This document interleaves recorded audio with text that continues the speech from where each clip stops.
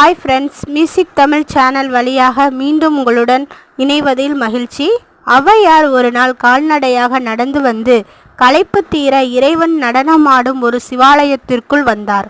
வந்தவர் இறைவன் திருவுருவச் சிலைக்கு எதிராக தன் இரு கால்களையும் நீட்டி அமர்ந்தார்.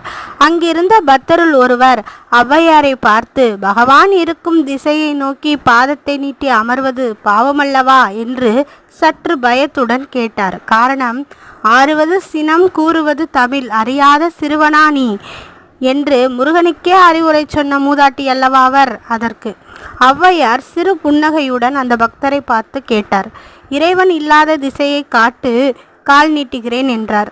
இவ்வாறு இறைவன் எங்கும் நிறைந்திருக்கிறார் என்ற தத்துவத்தை சொல்லவே ஔவையார் இந்த விளையாட்டை அரங்கேற்றினார் என்ற ஒரு கதை உண்டு. பிடித்திருந்தால் லைக் பண்ணுங்க ஃப்ரெண்ட்ஸ்.